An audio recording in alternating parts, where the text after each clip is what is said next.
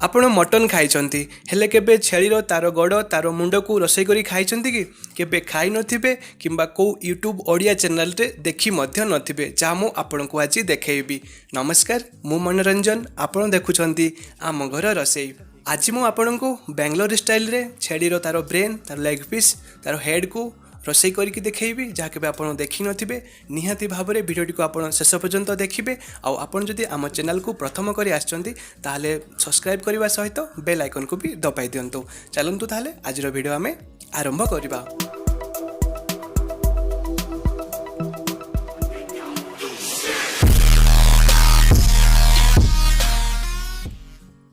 ପ୍ରଥମେ ଆପଣ ଦୁଇଟି ବିଲାତିକୁ ଭଲ ଭାବରେ କାଟିକି ରଖିବେ।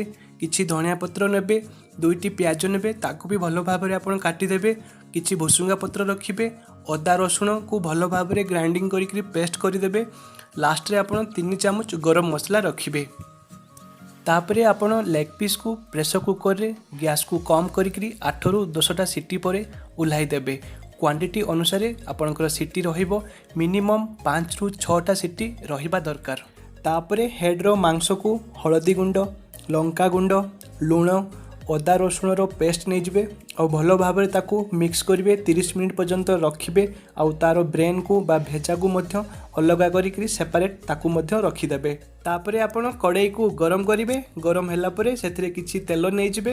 ତେଲ ଗରମ ହେଲା ପରେ ଆପଣ କରି ପତ୍ତା ସେଥିରେ ପକାଇବେ। ପକାଇ ସାରିଲା ପରେ ଆପଣ ସେଠି ପିଆଜକୁ ଫ୍ରାଏ କରିବେ। ପିଆଜ ଫ୍ରାଏ ହୋଇଗଲା ପରେ କିଛି ସମୟ ପରେ ଧନିଆ ପତ୍ରକୁ ଆପଣ ସେଥିରେ ପକାଇବେ। ତାକୁ ଭଲ ଭାବରେ ଆପଣ ଫ୍ରାଏ କରିବେ। କିଛି ସମୟ ଗଲା ପରେ ଆପଣ ଦେଖିବେ ପିଆଜର କଲର୍ ଚେଞ୍ଜ ହୋଇଯିବ। ଆପଣ ଦେଖିପାରୁଛନ୍ତି ପିଆଜ କେତେ ସୁନ୍ଦର ଭାବରେ ଲାଲି ପଡ଼ିଯାଇଛି। ଏମିତି କଲର୍ ହୋଇଗଲା ପରେ ଆପଣ ସେଥିରେ ଅଦା ରସୁଣ ଯେଉଁ ପେଷ୍ଟ କରିଥିଲେ ତାକୁ ଆପଣ ସେଥିରେ ପକାଇବେ। ତାକୁ ମଧ୍ୟ ଭଲ ଭାବରେ ଭାଜି ସାରିଲା ପରେ 2ରୁ 3 ଚାମଚ ଆପଣ ସେଥିରେ ଗରମ ମସଲା ପକାଇବେ। ଗରମ ମସଲାକୁ ସେମିତି ଭାଜି ଦେଲା ପରେ ସେଥିରେ ଆପଣ କାଟିଥିବା ବିଲାତିକୁ ଭଲ ଭାବରେ ଆପଣ ସେଥିରେ ପକାଇକିରି ମିକ୍ସ କରିକିରି ଫ୍ରାଏ କରିଦେବେ।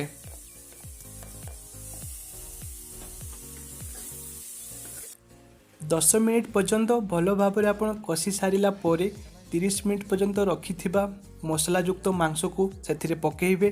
ତାକୁ ମଧ୍ୟ ଭଲ ଭାବରେ ଆପଣ ଫ୍ରାଏ କରିବେ। ଭଲ ଭାବରେ ଆପଣ ତାକୁ କଷିବେ ବା ତାକୁ ମିକ୍ସ କରିବେ ବହୁତ ଭଲ ଭାବରେ, ଯେମିତିକି ମସଲା ସବୁ ଭଲ ଭାବରେ ମିକ୍ସ ହେଇଯିବ।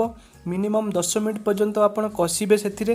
ଆଉ ଭିଡ଼ିଓଟିକୁ ନିହାତି ଭାବରେ ଆପଣ ଶେଷ ପର୍ଯ୍ୟନ୍ତ ଦେଖନ୍ତୁ, ଆପଣଙ୍କୁ ନିହାତି ଭଲ ଲାଗିବ। ଆଉ ଏମିତି ସବୁ ଖାଇବା ଆପଣ ଘରେ ଯଦି ବନାଉଛନ୍ତି ତାହେଲେ ମୋତେ ହ୍ୱାଟ୍ସଆପ୍ରେ ପଠାଇ ଦିଅନ୍ତୁ, ମୁଁ ଆମ ୟୁଟ୍ୟୁବ୍ ଚ୍ୟାନେଲରେ ଅପଲୋଡ଼ କରିଦେବି। ବର୍ତ୍ତମାନ ଆମର କଷା ରେଡ଼ି ହୋଇଯାଇଛି। ତାପରେ ଆମର ଲେଗ୍ ପିସ୍କୁ ଯେଉଁ ପ୍ରେସର କୁକରରେ ଆମେ 8ରୁ 10ଟା ସିଟି ମାରିଥିଲା ତାକୁ ଆମେ ଓହ୍ଲାଇ ଆଣିଥିଲୁ, ସେହି ପାଣି ସହିତ କଷି ହୋଇଥିବା ମାଂସକୁ ପୁଣି ଆମେ ପ୍ରେସର କୁକରରେ ବସାଇବା। ଲେଗ୍ ପିସ୍ ଆଉ ଆମର କଷି ହୋଇଥିବା ମାଂସକୁ ଭଲ ଭାବରେ ଆପଣ ମିକ୍ସ କରିବେ। ପୁରା ଭଲ ଭାବରେ ଆପଣଙ୍କର ମିକ୍ସ ହେଇଯିବ। 10ରୁ 15 ମିନିଟ୍ ପର୍ଯ୍ୟନ୍ତ ଆପଣ ସେମିତି ଗରମ କରୁଥିବେ। ତାପରେ ଆପଣ ସେଥିରେ କିଛି ଧନିଆ ପତ୍ର ପକାଇଦେବେ। ଧନିଆ ପତ୍ରକୁ ବି ସେମିତି ମିକ୍ସ କରି ସାରିଲା ପରେ ପ୍ରେସର କୁକରରେ ବସାଇ ଦେବେ। ପ୍ରେସର କୁକରରେ ଆପଣଙ୍କର 3ଟା ସିଟି ମାରି ସାରିଲା ପରେ ଆପଣ ଓହ୍ଲାଇ ଆଣିବେ। ବର୍ତ୍ତମାନ ଆମର 3ଟା ସିଟି ମାରି ସାରିଛି, ଆମେ ଓହ୍ଲାଇ ଆଣିଛୁ। ତାପରେ ଆପଣ ଏକ କଡ଼େଇ ନେବେ। କଡ଼େଇରେ ସେହି ମାଂସ ଆଉ ଲେଗ୍ ପିସ୍କୁ ଭଲ ଭାବରେ ଆପଣ ଗରମ କରିବେ। କମ୍ ଗ୍ୟାସ୍ରେ ତାକୁ ଗରମ କରିବାକୁ ପଡ଼ିବ। କିଛି ସମୟ ଗଲା ପରେ ସେଥିରେ ଆପଣଙ୍କର ଯେଉଁ ଗଟ୍ର ବ୍ରେନ୍ ଥିଲା ବା ଭେଜା ଥିଲା ତାକୁ ଆପଣ ସେଥିରେ ଛାଡ଼ିଦେବେ।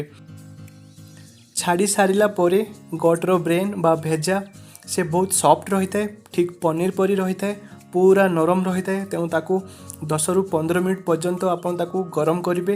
ଗରମ କରିସାରିଲା ପରେ ଆପଣଙ୍କର ରେସିପି ରେଡ଼ି ହେଇଯିବ, ଯାହାକି ମଟନ୍ ଠାରୁ ମଧ୍ୟ ଟେଷ୍ଟିଫୁଲ୍ ରହୁଛି। ଆପଣ ନିହାତି ଭାବରେ ଘରେ ଏହି ଗଟ୍ର ହେଡ଼୍ ବା ଭେଜା ଯେଉଁ ଲେଗ୍ ପିସ୍ ରହୁଛି ଥରେ ଟ୍ରାଏ କରନ୍ତୁ ବନେଇବା ପାଇଁ। ଆଉ କେମିତି ଲାଗିଲା ନିହାତି ମୋତେ ମୋ କମେଣ୍ଟ ବକ୍ସରେ ଜଣାନ୍ତୁ। ଆଜିର ଭିଡ଼ିଓ ଆପଣଙ୍କୁ କେମିତି ଲାଗିଲା ନିହାତି ଜଣାଇବେ। ଆଉ ଯଦି ଆପଣ ଆମ ଚ୍ୟାନେଲକୁ ପ୍ରଥମ କରି ଆସିଛନ୍ତି ତାହେଲେ ମୋ ଚ୍ୟାନେଲକୁ ସବସ୍କ୍ରାଇବ୍ କରିବା ସହିତ ବେଲ୍ ଆଇକନ୍କୁ ବି ଦବାଇ ଦିଅନ୍ତୁ। ପୁଣି ମୁଁ ଆସିବି ଆଉ ଗୋଟିଏ ନୂଆ ଇଣ୍ଟରେଷ୍ଟିଂ ଭିଡ଼ିଓ ସହିତ। ସେତିକି ସମୟ ପର୍ଯ୍ୟନ୍ତ ରହୁଛୁ, ନମସ୍କାର।